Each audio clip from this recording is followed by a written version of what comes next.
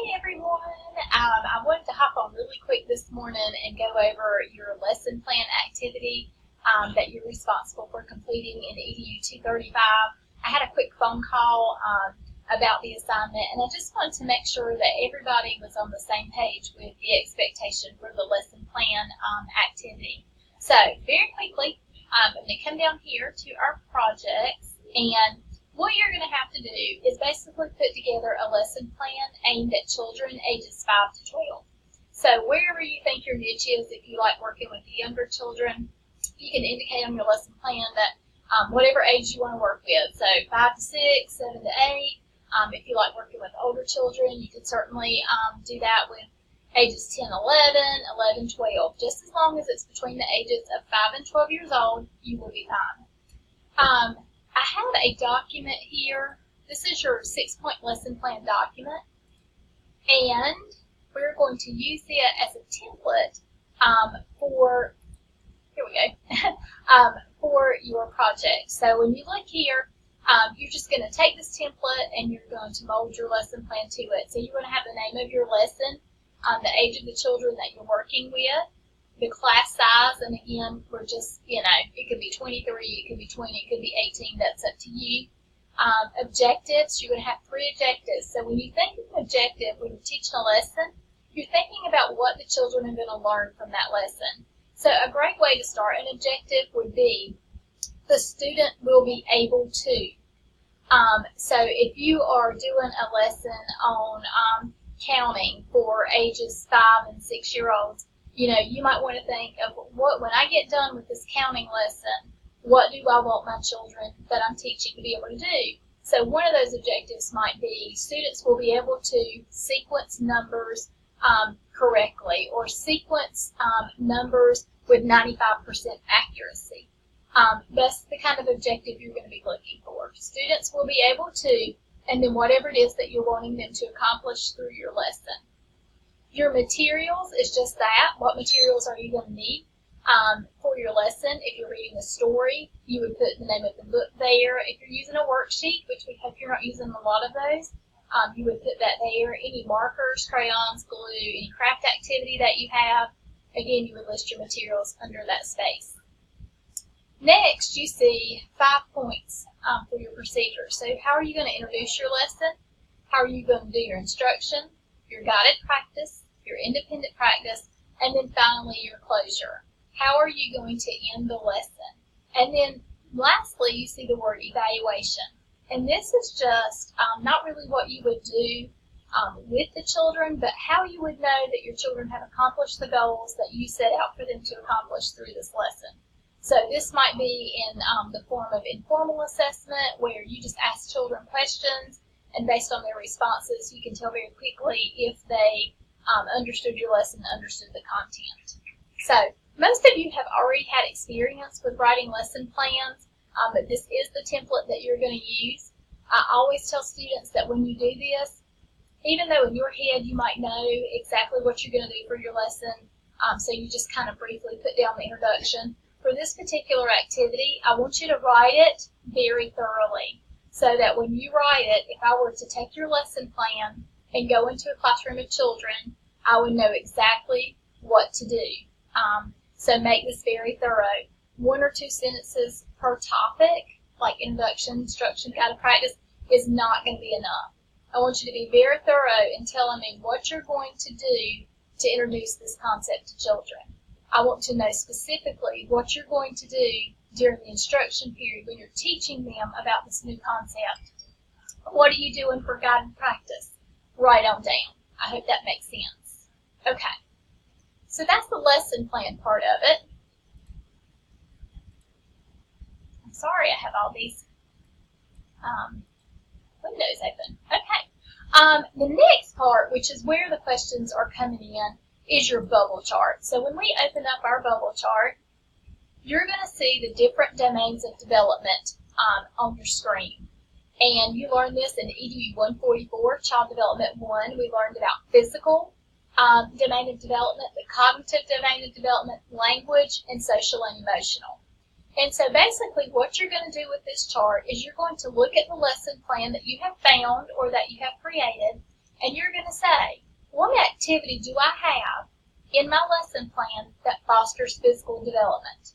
And whatever that activity is, you're just going to list that in these bubbles. Same thing for cognitive. What are you doing in your lesson plan that causes children to think critically? We're going to list those in these bubbles. Same for language. Are you doing anything to foster language skills or articulation? Put it in those bubbles.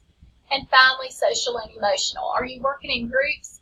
Do you have your kids working in pairs? Are you doing anything to foster that domain of development? Now, you'll see that there are 5 bubbles for each domain of development. You do not have to have 5 activities there.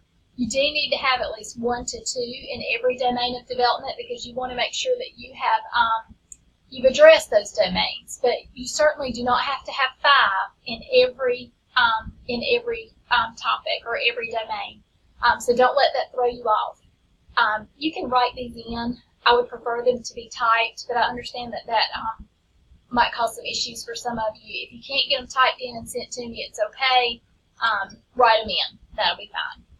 And so just remember, just because there are 5 bubbles there does not mean that you have to put in 5 activities. That's not going to be the case even when you're actually teaching a lesson at an elementary or middle school. But 1 to 2 in each will be sufficient.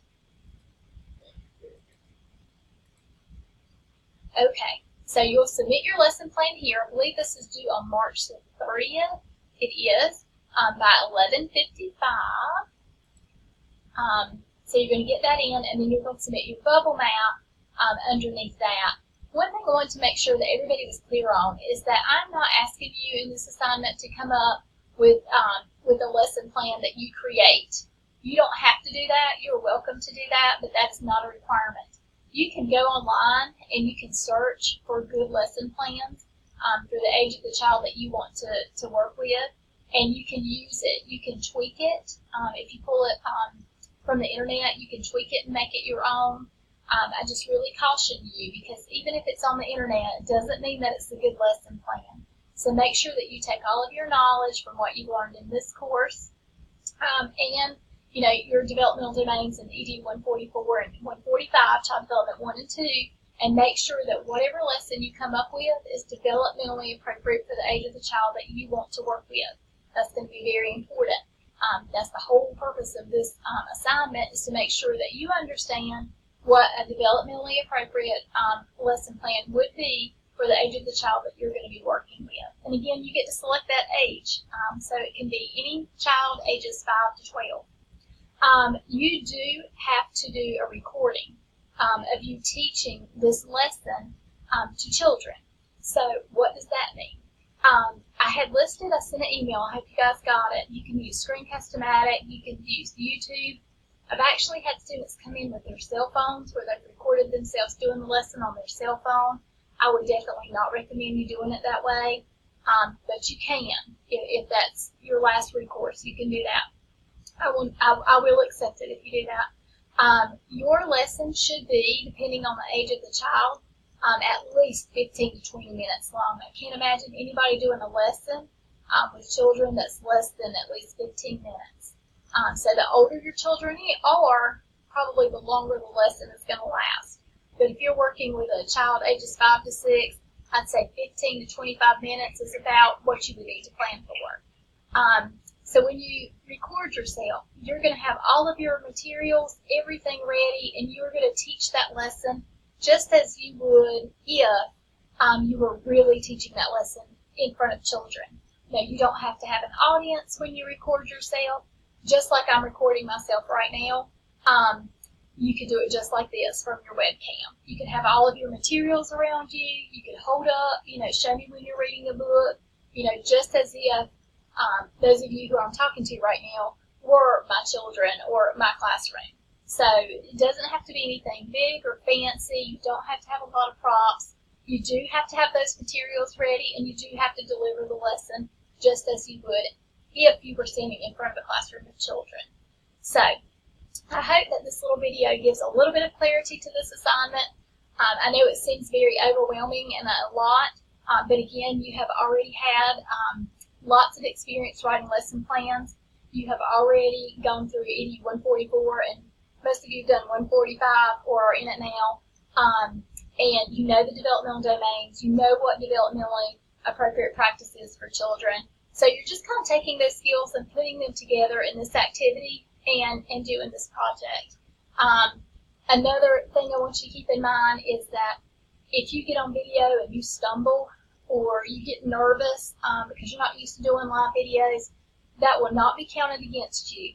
I am looking for the content of your lesson, okay? So don't feel intimidated by having to record yourself doing the lesson. That's not really what I'm looking for in this particular project. It's basically content.